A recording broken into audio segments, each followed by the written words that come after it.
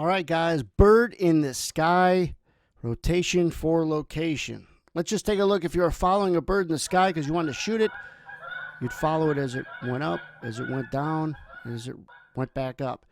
And where the bird is last is where price is. So let's relate that to a chart. When you're looking at a chart and trying to find the right periodicity that fits your style, I suggest point and figure, simply because it shows great rotation. What's key about learning any time frame of the periodicity you're going to use, like a 5-tick range chart or a 5-minute chart, a 60-minute chart, is what creates the next bar.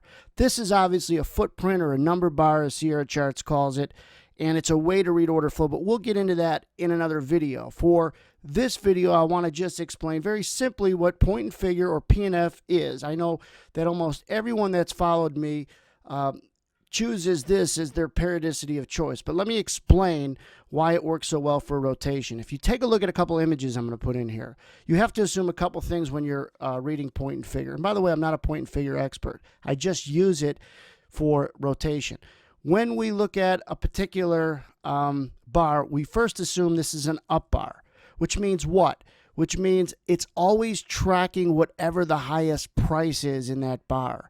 And if it rotates down by 4, we're going to use the number 4 for this example, then it's going to create the next bar. And this bar is a down bar. Now, in a down bar, it's always tracking the lowest price that ends up trading. And if it rallies 4 ticks above that lowest price, the next bar is populated, which is an up bar. Again, always tracking the high of the move or that bar. And then if it retraces or go down 4 ticks, if this is a 4 P&F, which it is, then it's going to create the next bar, which is a down bar, and so on.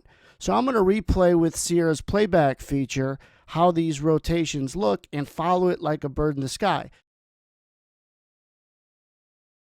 Now, when you've seen the images, it depicted these bars on this footprint, but we're going to stop it, cut back, and see them playback in real time, probably 5 times the speed, just for to save time here.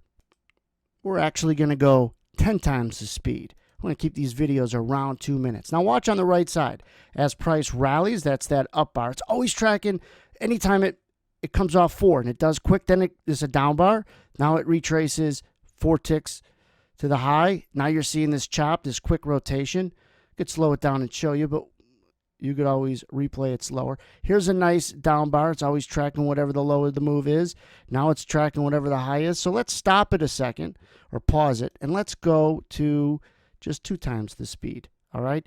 See these red lines that start coming out? Those are called edge zones. We'll talk about that in another video, but it also is tracking the tempo when the speed goes up or down fast. Down red, up green.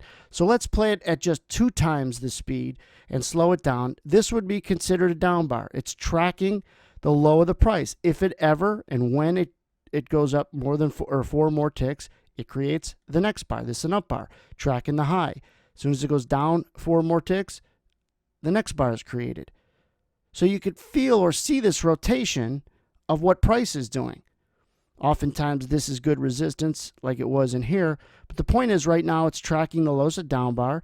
If it goes, or when it goes 4 ticks above the low, the next bar will create, and that would be an up bar. Bird in the sky and rotation for location. Thanks for watching.